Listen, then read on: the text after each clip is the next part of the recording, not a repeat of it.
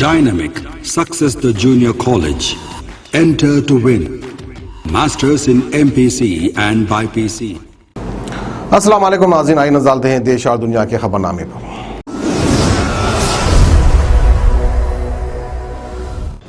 सच news के खबरनामे में आप सबका इस्तकबाल है। आज की सबसे बड़ी खबर आ रही है गाजियाबाद से, जहां पर एक बुजुर्ग की पिटाई के मामले में सपा नेता के उम्मेद पहलवान दिल्ली से गिरफ्तार हो चुके हैं।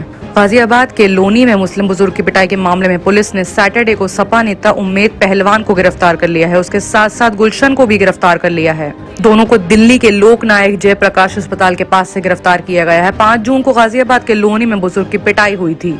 उम्मेद पहलवान पर सोशल मीडिया पर भड़काऊ पोस्ट डालने का भी इल्जाम है। बुजुर्ग की पिटाई के इल्जाम में आखिरी आरोपी गुलशन को भी गिरफ्तार कर लिया गया। गाजियाबाद कांड में अब सभी 11 आरोपियों को गिरफ्तार किया जा चुका है। क्योंकि दोनों को दिल्ली से गिरफ्तार किया गया है, इसलिए अब दोनों को गाजियाबाद लाया जाएगा।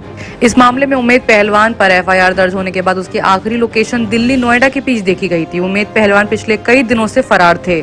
बताया जा रहा है कि उम्मेद पहलवान व्हाट्सएप के जरिए लोगों से जुड़ा हुआ था। उसी की मदद से पुलिस उसकी लोकेशन पता लगाने में कामयाब रही।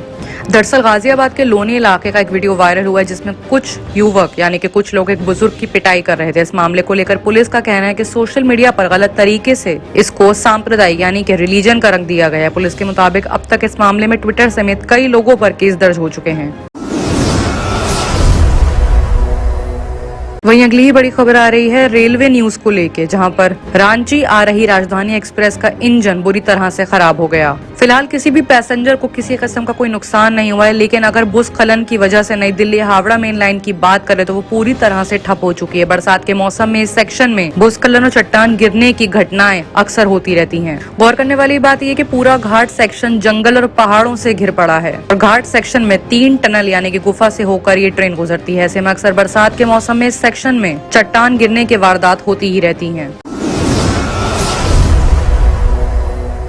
वहीं बात अगर यूपी की करें तो यूपी में पेट्रोल मध्य प्रदेश से 13 रुपए सस्ता हो चुका है। वहीं राजस्थान में 108 रुपए के पार कीमतें पहुंच चुकी हैं। पेट्रोल और डीजल की बढ़ती कीमतों के बीच राज्यों को बीच कीमतों में फर्क गहराता ही जा रहा है। सैटरडे को भले ही तेल कंपनियों ने पेट्रोल डीजल कीमतों में कोई ज्यादा बढ़ोतरी न की हो, लेकिन इसके बावजूद पड़ोसी राज्यों में कीमतों का बड़ा फर्क लोगों को परेशान कर रहा है। देश में अगर महंगे पेट्रोल की बात करें तो राजस्थान के श्रीनगर में मिल रहा है। यहाँ पेट्रोल की कीमतें जुमे को बढ़कर 108 रुपए हो गयी। वहीं डीजल भी यहाँ पर 100.82 रुपए पर है। दूसरी तरफ मध्य प्रदेश के अनूपपुर की बात करें तो यहाँ भी पेट्रोल 107.71 की ओर से डीजल मिल रहा है। वहीं दूसरी तरफ 98.74 रुपए पार हो चुका है। वहीं अगली बड़ी खबर आ रही है कोविड-19 की तीसरी लहर को लेकर, जहां पर एम्स के डायरेक्टर रणदीप गुलेरिया ने कहा है कि देश में 6 से 8 हफ्ते में कोरोना की तीसरी लहर आ सकती है। उन्होंने कहा है कि देश के बड़े हिस्से से लॉकडाउन हटाया गया है। उन्होंने कहा है कि देश की मुख्य चुनौती एक बड़ी आबादी का वैक्सीनेशन करना है। उन्होंने कोविडशील्ड वैक्सीन की 2 डोज के बदले पूरे मुद्दे पर बात की है। कोरोना के नए डेल्टा प्लस वेरिएंट के बारे में बात करते हुए उन्होंने कहा है कि कोविड के खिलाफ लड़ाई में भारत को एक नई बॉर्डर विकसित करनी होगी। कोरोना की पहली और दूसरी लहर के दौरान जो कुछ भी हुआ उससे हमने सीखा नहीं है। एक बार फिर अनलॉक होने के बाद लोगों की भीड़ लगने लगी है, लोग इकट्ठा होने लगे हैं। ऐसे में थोड़ी देर हो सकती है, लेकिन तीसरी लहर अगले 6 से 8 हफ्ते में आ सकती है। उन्होंने ये भी कहा है कि देश के किसी भी हिस्से में जहां पॉजिटिविटी की दर 5% से ज्यादा होगी, वहां मिनी लॉकडाउन की जरूरत होगी। जब तक हम पूरी तरह से वैक्सीनेशन नहीं करते, तब तक हमें आने वाले वक्त में खतरा बना रहेगा। अगली बड़ी खबर आ रही दिल्ली से, जहां पर दिल्ली में ड्यूटी के दौरान शहीद 6 सैनिक और पुलिस कर्मियों को परिवार को 1-1 करोड़ रुपए देगी केजरीवाल की सरकार। दिल्ली सरकार ने ऐसे पुलिस और सैनिकों के लिए 1 करोड़ रुपए की राशि अनाउंसमेंट करी है। अभी जिन 6 परिवारों को मदद की जा रही है, इनमें 3 एयरफोर्स और 2 दिल्ली पुलिस और 1 सिविल डिफेंस का जवान था। केजरीवाल सरकार ने अनाउंसमेंट की है कि जो भी शख्स कोरोना ड्यूटी के दौरान अगर किसी की जान जाती है तो दिल्ली सरकार उसके परिवार को 1 करोड़ रुपए देगी, चाहे वो डॉक्टर हो, नर्स हो, पुलिस वाला हो या फिर सफाई करने वाला ही क्यों ना हो। वहीं अगली बड़ी खबर आ रही है महबूबा मुफ्ती को लेकर। पीएम मोदी के साथ बैठक से पहले पीडीपी की संडे को मंथन करेंगी Mehbooba Mufti. People's democratic party प्रमुख महबूबा मुफ्ती ने बताया है कि उनकी पार्टी कल एक बैठक करेगी, जिसमें प्रधानमंत्री नरेंद्र मोदी की जम्मू कश्मीर की सभी पार्टियों के साथ बैठक के लिए केंद्र में चर्चा होगी। महबूबा मुफ्ती ने यह भी कहा कि मुझे 24 जून को बैठक के लिए फोन आया है, मैं आज या कल में आमंत्रण की उम्मीद कर रही हूँ।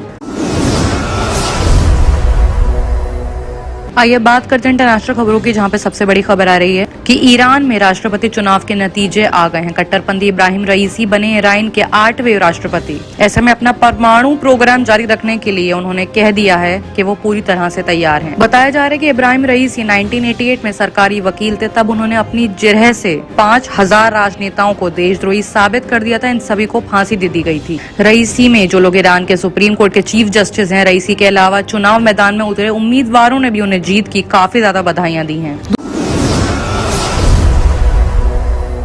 दूसरी बड़ी खबर आ रही है फिलिस्तीन को लेकर, जहां पर कोरोना से जंग में इजराइल की मदद लेने से फिलिस्तीन ने इनकार कर दिया है। वैक्सीन की जल्द खराब होने का हवाला देते हुए फिलिस्तीन ने इस महामारी से मुश्किल में घिरे वक्त में मदद मांगी थी, लेकिन जब इजराइल ने मदद का हाथ बढ़ाया तो फिलिस्तीन ने साफ इनकार कर दिया। इतना ही नहीं, फिलिस्तीन की सरकार ने वैक्सीनेशन को जल्द खराब होने का हवाला देते हुए लेने से मना करा है। ऐसे में काफी इस्लामी मुल्क की बात सामने कह रहे हैं कि पहले तो फिलिस्तीन पर बम बरसाए, उसके बाद उनसे हमदर्दी करने का नाटक कर रहा है Israel.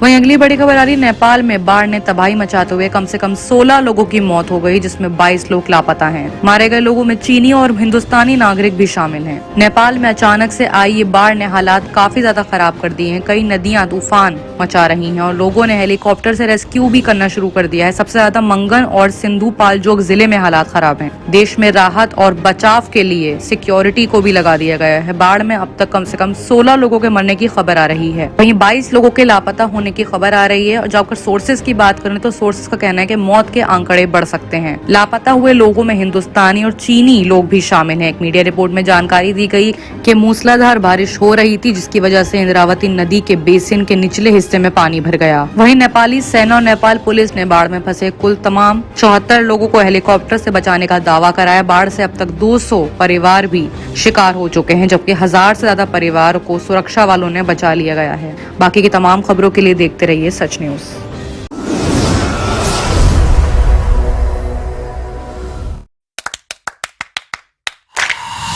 Dynamic Success the Junior College. Enter to win. Masters in MPC and BPC. Integrated coaching for NEET, IIT, JEE. Separate block for girls. Better coaching, better planning, better environment with better results. Opposite Madanapet Mandi, Saeedabad, Hyderabad. Phone 04029701124. An Institute of Success Schools.